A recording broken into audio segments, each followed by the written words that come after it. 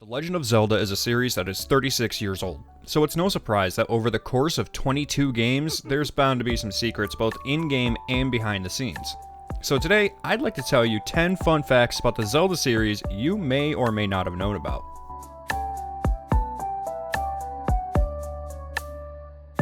Everyone knows that the Master Sword is the iconic blade of the Zelda series, but did you know that it doesn't actually appear in every game? In fact, it didn't make its first appearance until A Link to the Past.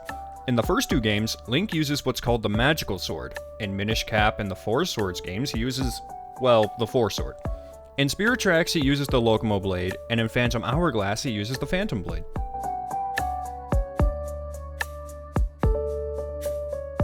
The original Legend of Zelda game has a very heavy emphasis on exploration instead of story. This is partly because the game was inspired by Shigeru Miyamoto's memories of exploring areas around his neighborhood. Miyamoto has said that he wanted to capture the same feeling he got when he was a boy just roaming around in caves and fields, and put that in a game for players to enjoy. The labyrinth-like dungeons were inspired by wandering around his family home, which at times could almost feel like a maze.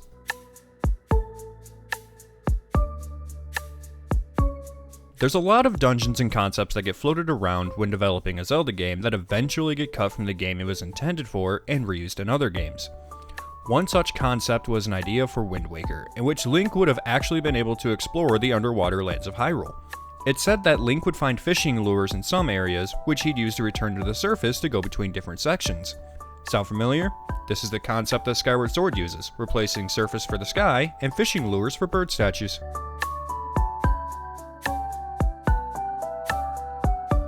Link's Awakening was originally an after-hours project between some of the Link to the Past dev team, who were trying to port it over to the Game Boy. Once Takashi Tezuka joined as the director, it turned into its own thing. Tezuka was inspired by the TV series Twin Peaks, which explains a lot of the far-fetched themes present in the game. Link's Awakening also features cameos from quite a few other Nintendo characters, including Goombas, Yoshi, and even Kirby.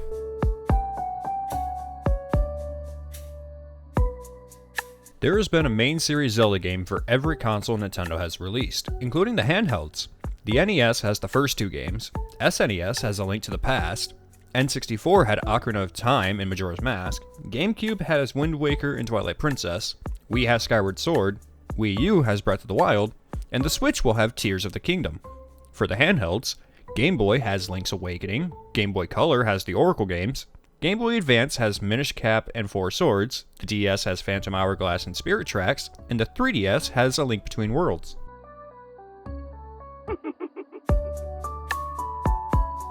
The sages in Ocarina of Time are actually named after different villages in the Adventure of Link. Due to the structuring of the timeline, it can be assumed that the villages were named in honor of the sages. Oddly enough, there's also a village named after Mido. For a mini fun fact about Adventure of Link, it's the only game in the series to not use the Legend of Zelda title in its English release.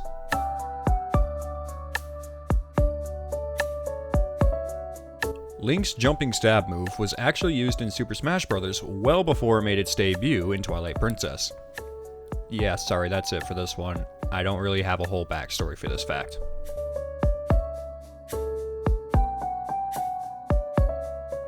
While it's generally known that the Triforce pieces grant Zelda and Ganondorf magical abilities, it's never been fully explained what exactly the Triforce of Courage gives Link. The only real evidence of any magical capabilities that we are shown is when it allows Link to transform into a wolf instead of what the hell are they called? Spirits, I guess? When entering an area covered in Twilight and Twilight Princess. Maybe the other magical ability it gives him is those bottomless pockets he always seems to have.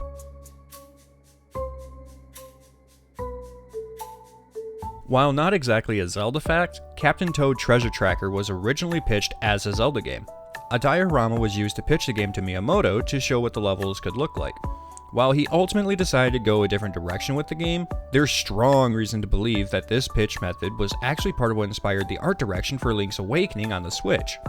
Unfortunately, the diorama was destroyed due to utter embarrassment, believing that the pitch went so poorly.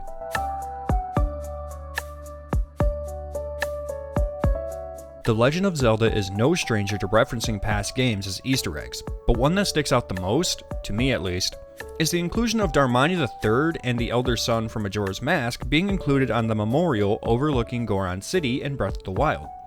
Nobody has been able to explain why. but I think I may be able to make a decent case in my other video, Majora's Mask, The Dream of Death. Feel free to check that video out if you're interested and haven't already for my quick breakdown of how I think these two are connected. I'll leave a link in the description. So there we go. 10 Zelda fun facts you may or may not have known. If you have any fun facts I left out, why don't you drop it in the comment section down below. As always, if you really like this video and want to see more like this in the future, don't forget to like and subscribe. It really helps the channel out, and you can stay up to date when I upload new videos. I should also note, I promise my videos won't always be about the Zelda series. I actually plan to talk about a wide range of games. But until next time, friends, I'm Voodoo Johnny Fear, hoping you all have a wonderful day.